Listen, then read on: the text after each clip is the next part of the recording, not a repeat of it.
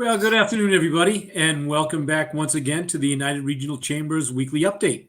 We try to bring you on some interesting guests, talk to you about some of the things that are happening in the area. And this week, I'm very glad to bring on one of my favorite people. Her name is Kelly Fox.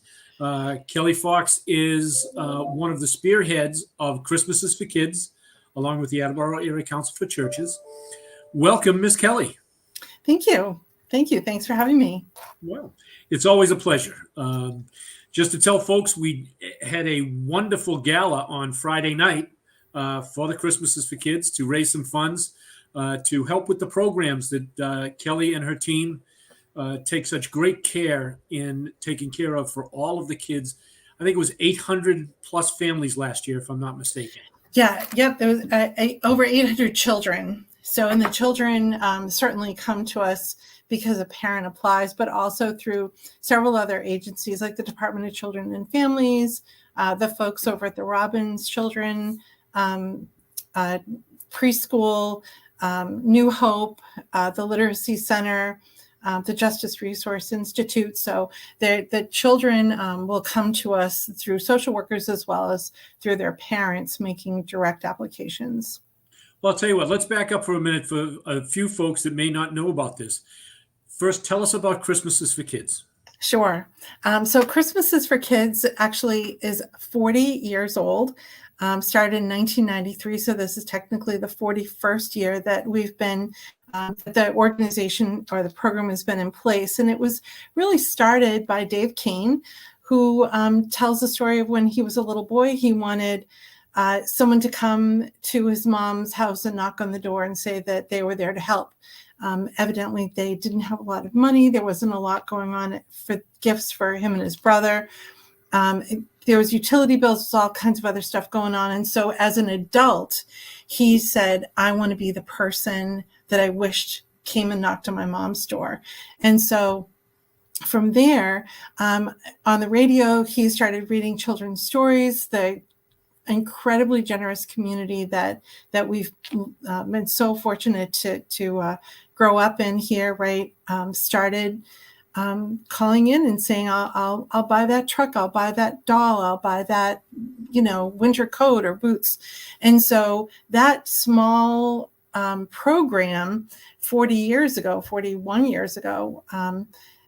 it now has 150 volunteers, and we've been so lucky to make these great connections within the community. So companies and other organizations work with us so that we can make sure that the 1,000 children that we're anticipating this year will get the warm coat if they need it, the winter boots if they need it, the warm pajamas if they need it, plus some special toys. So these wish lists are made for each child, which I think is really unique compared to so many other gift giving drives that I've heard about. And then the child gets that, special surprise, something that they were dreaming about that they probably didn't really think they'd ever see. Well, you have moved a couple of times since you've been involved in this. And let's just talk about the last move. Where were you? Yeah. So in 2009, the city of Attleboro was kind enough to donate space to us at 135 County Street, which was the old Attleboro High School. And it was great space. But over the course of the 14 years that we were there, or 13 years that we were there, we started to see the roof was leaking. We had strategically placed buckets so that we didn't get wet while we were working. The paint was peeling off the walls.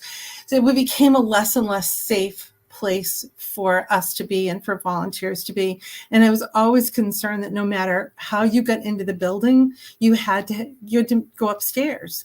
So people who had any kind of mobility issues, if they wanted to volunteer, they couldn't come in. And we would always try to find other ways for everybody. We want to be as inclusive as possible, but other ways for people to be able to jump in and help.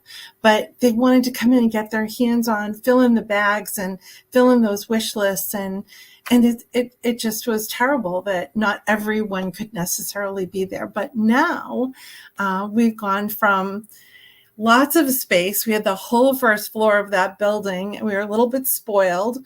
And now we're over at the mall. And again, we're incredibly grateful to have that space. So the picture that we're looking at here, you see JCPenney. If you go around to the right of the mall, around to the back where Sears used to be, there's an overhang for parking. And then there's a door right next to where Sears was. And if you come in that door, just walk straight across, you're in the mall. Right across there, that's a lovely picture there.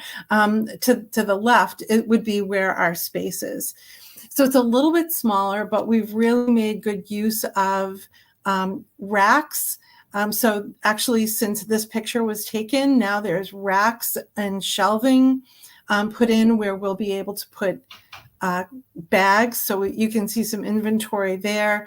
That would be from toy drives that came in late for us, too late for us to be able to fill the bags, put those into bags last year, but people did pajama drives, and we've got some fantastic shoppers who took some of the donations that were given to us that again came really late after, say, December 10th last year.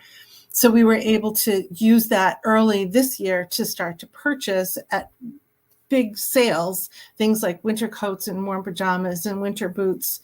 So we've got some things to start working with this year. But we certainly will need quite a lot more to be able to fill all of the bags that are going to need to get filled. Well, one of the important things, and you've mentioned it a couple of times, but I want the public to really understand, is that you not only have those toys, but the most important part is that winter coat, is the Right. winter boots, the pajamas. You want to make sure that these kids are taken well care of. Tell us a little bit more. So I think that is absolutely correct. We have a priority, and we ask every single parent and every single guardian and every single social worker, does this child need a winter coat, hat, mittens, gloves, a scarf, boots, warm pajamas? Because we don't want the little ones to be cold, obviously, whether they're out going back and forth to school or preschool or whatever it might be. But we also want to be sure that when they're in their homes, because one of the ways that obviously all of us can save a little bit of money would be to turn the heat down. And I know some people are just now putting their heat on, right? I mean, we're good New Englanders. It's November 1st. It's officially okay to turn that heat on. And especially last night, I think we were ready for it. But it could be that we turned our heat on at maybe 65 or 66, but some of these parents maybe have it at 55 or 56. It's chilly. So that's why we kind of stockpile blankets. We've got these two women who are amazing, one in North Attleboro, one in Rentham, actually, and they knit all year long. So we have just buckets of blankets and hats and scarves and mittens that these two little angels have made and donated to us. And they do just beautiful work. But I mean, it's because we need them. It's because the kids are cold. So that's why, to us, this is the priority. The toys are wonderful, and we want to be sure that they get something that they are dreaming of. But the practicality of this is that we don't want them to be cold. So you mentioned once before the volunteers, and right now you have about 150 volunteers. Each year, it takes about 150 volunteers to pull all this together. And that could be people who are doing data entry for me and never make it into the drop-off center because that's not their thing. It could be folks who are doing shopping and just dropping stuff off, but not actually filling bags because they love to shop. People who are answering the phones, who are writing thank you notes, who are actually filling the bags, who are double checking the bags, who are helping us accept the donations curbside and bringing stuff in and never come actually into the area where we're filling the bags. There are folks that may just be filling inventory because maybe we got a couple of boxes of Barbie dolls or toys of any kind, or puzzles or games. So they're taking the donations and refilling the shelves for, so that the elves who are actually filling the bags will have inventory that they can go pull off of the shelves and get into the bags. So there is just a long list of things that people can plug in to do as we go through this whole process from, we've got people who all they're doing right now is just two people who are looking at the applications, verifying all the information, making contact with the parents, and making sure that we have what we need so that we can, all the information we need, so that we can accept them into the program. So yeah, it's turned into this, from this little, hey, let me just read this over the air for you, to like it's like running another business. It truly is. It truly is. Now, let's go back for a minute. You mentioned an application. Tell us how somebody can apply for this program. So you can go on to our website, which I think has popped up a couple of times, thecouncilforchildren.org. Also, you can go to all the local libraries. They're printing them out. There's copies at 4 Hodges Street in Attleboro, right outside our door. So the application itself is going to ask for some very basic information: name, phone number, what town you live in. Because if you think about where we are now, Attleboro, North Attleboro, Seekonk, Rehoboth. Actually, I'd like to take a step back in a minute and talk about what's going on with Rehoboth. But Attleboro, North, Seekonk, Norton, Plainville. So we look at that application. We ask for a copy of their driver's license, a couple of very recent utility bills. We want to double check that they really do live with that they live in our area with that third party verification. And we'd like to see a copy of their welfare letter or SNAP benefits. We'd like to see a copy of their compensation statement or pay stub, so that we can look at what's coming in, and we want to know a little bit about what's going out. Couple of reasons for that is that we do use the federal free lunch guidelines in terms of income for us. So there's going to be a parent who maybe makes a little bit too much, more than that. And we may still put them in the program because there's something else going on in the family. Maybe there's a sick parent, maybe there's a sick child, maybe there's like any kind of stressors that's going on, that even though there's enough money coming in, there just may not be the bandwidth to be able to take care of the children this year. So we look at this case by case, situation by situation. It is not always an on-off switch. The big thing is that the parents who are coming back into the program after they've been accepted the first year.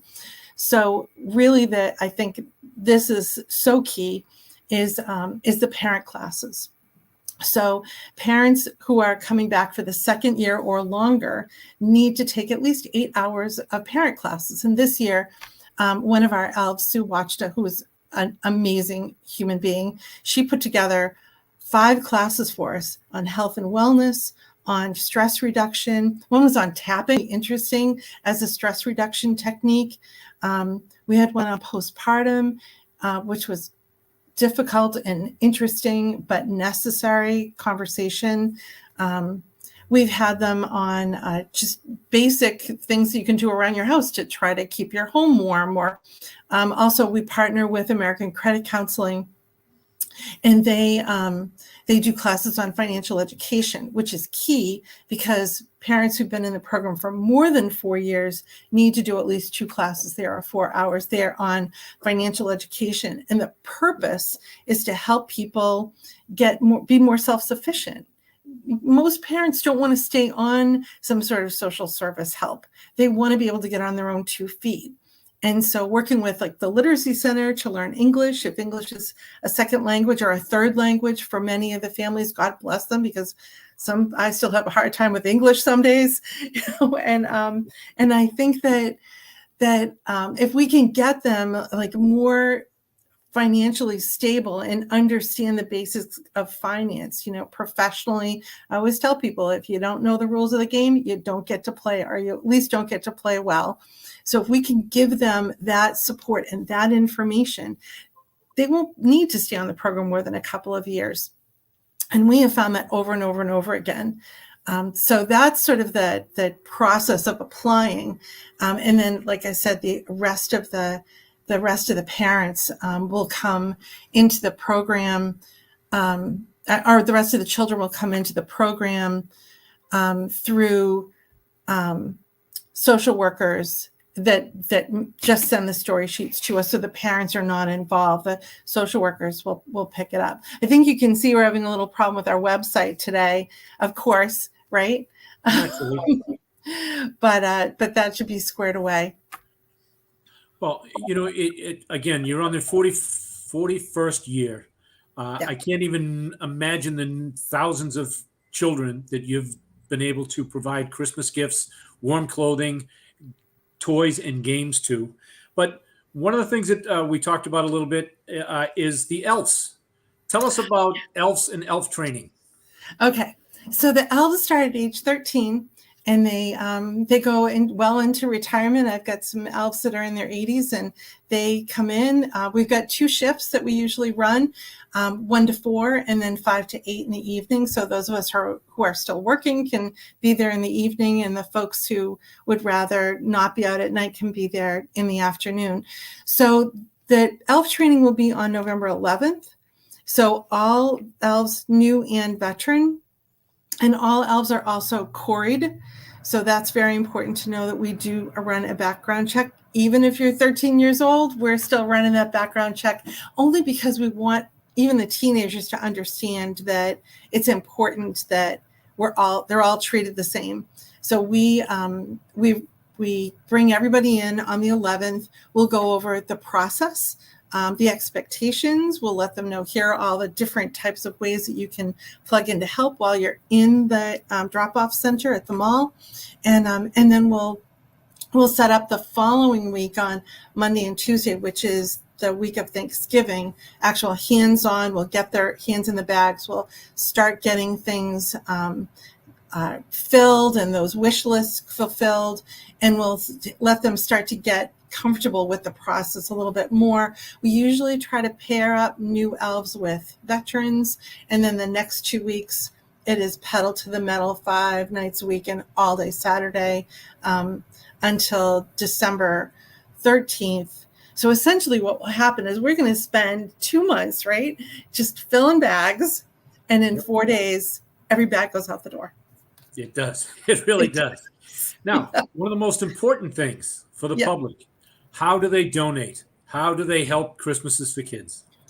So the first thing is we've got the kind of the sneak peek, and that we're calling it Match Day this year. That's on November 18th from 1 to 4 at the mall. So we'll have the story sheets laid out. If you'd like to get matched to a child, we'd love for you to come on that day. We'll match you up. We'll get you all squared away, and then you can start shopping the next day on the 19th from 12 to 2 is when the phones will be open.